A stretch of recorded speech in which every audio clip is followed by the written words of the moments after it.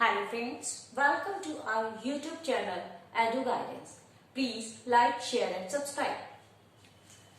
Start करते हैं आज के टॉपिक नॉर्मल रेजिडेंट से. Who are the normal residents of a country? वो लोग जो एक कंट्री में रहते हैं, रिजाइड करते हैं और जिनका इकोनॉमिक इंटरेस्ट हमारे किसी कंट्री से रिलेटेड होता है, they are called normal residents.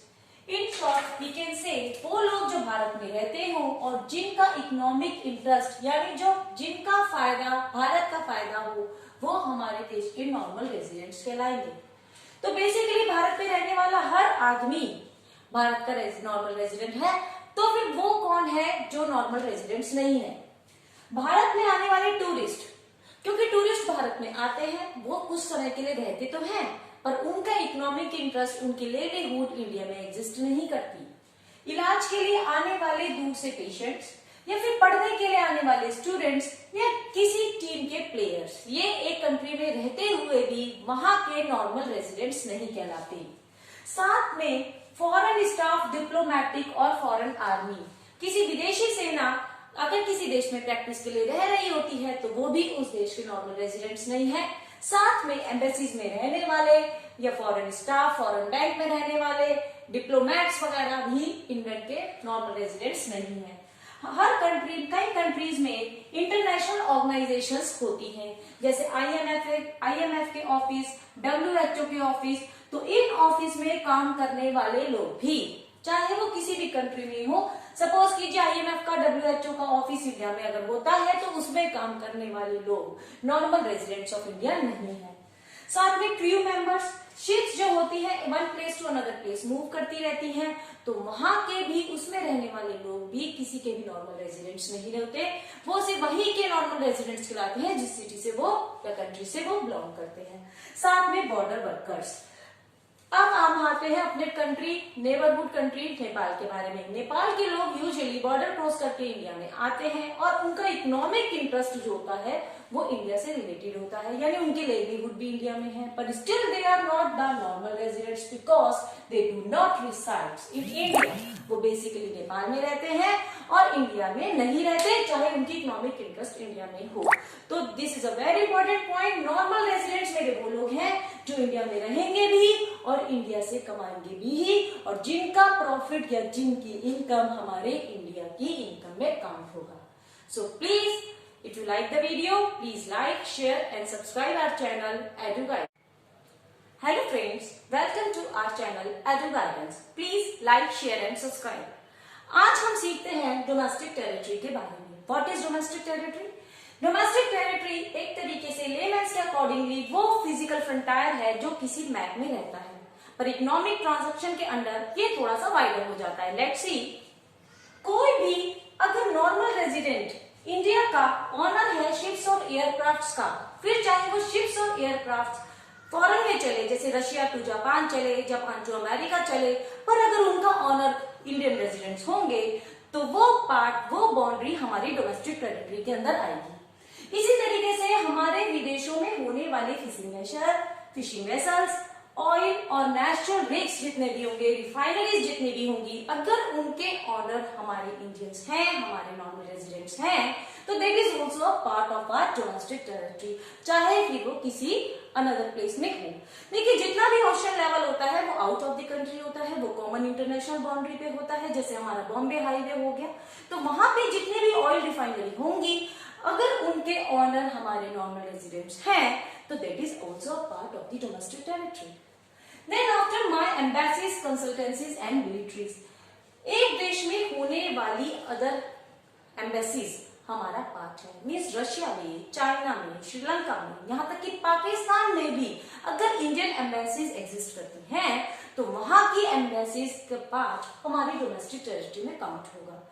अगर वहां इंडियन एम्बेसी हमारी डोमेस्टिक टेरिटरी में काउंट होगी तो दैट्स वेरी ऑब्वियस कि अगर अदर कंट्रीज की, फॉरेन कंट्रीज की डोमेस्टिक एम्बेसीज हमारे देश में एग्जिस्ट करती है, जैसे कि रशियन एम्बेसी हो गई या जर्मन एम्बेसी हो गई, तो वो हमारे देश का पार्ट नहीं है. इसी तरीके से आईएमएफ वगैरह के ऑफिस या फिर किसी और हमारे देश की मिलिट्री जहां जहां प्रैक्टिस के लिए एग्जिस्ट करती है, वो भी हमारे देश का पार्ट है. हमारी डोमेस्टिक टेरिटरी का पार्ट है। तो आपने ये तो समझ लिया हमारे देश की डोमेस्टिक टेरिटरी का पार्ट क्या है। अब कौन सा पार्ट हमारी डोमेस्टिक टेरिटरी का पार्ट नहीं है, इसे थोड़ा ऐसे देखते हैं। अगर अदर देश की एम्बेसीज हमारी कंट्री में है तो वो हमारे देश का पार्ट नहीं है, पर अगर Indian embassies out of the India होगी तो वो हमारी कंट्री का, हमारी डोमेस्टिक टेरिटरी का पार्ट है। सिमिलरली अगर इंडियन मिलिट्री बाहर है या फिर इंडियन कंसल्टेंसी बाहर है तो वो हमारी कंट्री का पार्ट है। इसी तरीके से अगर फॉरेन मिलिट्री या फिर कंसल्टेंसी इंडिया में है, जैसे WHO का ऑफिस, IMF का ऑफिस, तो वो हमारी इंडिया का पार्ट नहीं होंगे। नेशनल रिस्क और गैसेस जो जैसे इंडिया की इंटरनेशनल बाउंड्री पे कुछ होते हैं, अगर उसका ओनर इंडियन रेजिडेंट है तो that is also has been counted our domestic territory. I hope it is clear now. आइए कुछ एग्जांपल से इसे और ज्यादा क्लियर करते हैं। अगर कोई इंडियन कंपनी फॉरेन में एग्जिस्ट करेगी, लाइक लंदन में, कनाडा में, रशिया में, तो भी वो डोमेस्टिक टेरिटरी ऑफ इंडिया ही कहलाएगी। इसी के अगेंस्ट अगर इंडिया में कोई फॉरेन कंपनी है, यानी विदेशों की कंपनी अगर भारत में है, तो वो हमारी डोमेस्टिक टेरिटरी का पार्ट नहीं है। यानी इंडियन कंपनी अगर फॉरेन में है तो that is a part of the domestic country, और अगर हमारी कंट्री में कोई फॉरेन कंपनी है तो that is not a part of the domestic territory. साथ में जितनी भी फॉरेन एम्बेसीज होंगी इंडिया में, वो इंडिया का पार्ट नहीं है, और इंडियन एम्बेसी किसी और कंट्री में होगी तो वो हमारी डोमेस्टिक टेरिटरी का पार्ट मानी जाएगी। अगर इंडियन बैंक्स जैसे कि SBI बैंक किसी foreign country like China, Canada, Russia में होंगे तो वो हमारी डोमेस्टिक टेरिटरी का पार्ट है, और अगर कोई अदर कंट्रीज का बैंक, यानी से फॉरेन बैंक अगर इंडिया में होगा तो that is not a part of our domestic territory. तो ये कुछ एग्जांपल थे डोमेस्टिक टेरिटरी को बेटर क्लियर करने के लिए। I hope it is clear now. Please like, share and subscribe our channel Edu Guidance. Thank you. चलिए आज देखते हैं फैक्टर इनकम और ट्रांसफर इनकम में डिफरेंस। बहुत ही इंपॉर्टेंट चैप्टर है क्लास 12 से रिलेटेड। सबसे पहले मीनिंग देखते हैं। Factor income means what? Factor of production से होने वाली इनकम हमारी फैक्टर इनकम कहलाती है। अब what are the factor of production? आखिर ये फैक्टर ऑफ प्रोडक्शन है क्या? तो बता दें आपको, लैंड, लेबर, कैपिटल और एंटरप्रेन्योरशिप, ये 4 फैक्टर्स ऑफ प्रोडक्शन होते हैं इको में। लैंड देने वाले को उसके रिटर्न में इंटरेस्ट मिलता है, लेबर करने वाले यानी काम करने वाले को उसके रिटर्न में वेजेस मिलते हैं, कैपिटल लगाने वाले को इन रिटर्न इंटरेस्ट मिलता है, और एंटरप्राइज बिजनेस लगाने वाले को रिटर्न में प्रॉफिट मिलता है। तो यहाँ पे आप कह सकते हैं कि फैक्टर ऑफ इनकम सिर्फ तभी हुई है जब फैक्टर ऑफ प्रोडक्शन रेंडर्ड किए गए हैं, दिए हुए हैं। यानी अगर लैंड देने वाला रेंट तभी रिसीव करेगा जब वो लैंड देगा, वेजेस तभी मिलेंगे जब लेबर दी जाएगी, इंटरेस्ट तभी मिलेगा जब कैपिटल एम्प्लॉय की जाएगी, और प्रॉफिट तभी होगा जब बिजनेस लगाया जाएगा।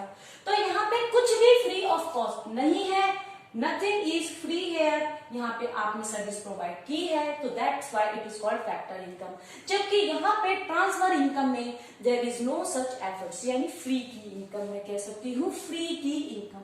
जैसा कि मुझे मेरे दादाजी ने यूएस से गिफ्ट पैसे भेज दिए, या फिर मुझे पॉकेट मनी मिली, या गवर्नमेंट ने मुझे स्कॉलरशिप दे दी, यहाँ पे मेरा कोई रोल नहीं है, या किसी बुजुर्ग आदमी को पेंशन मिल रही हो, या फिर बच्चे को कोई चाइल्ड पॉलिसी के अंदर कुछ पैसे मिल रहे हो, तो यहाँ पे इस इनकम को अर्न करने के लिए आई पेड नो एफर्ट्स, ये मुझे ग्रांटेड है या गिफ्टेड है।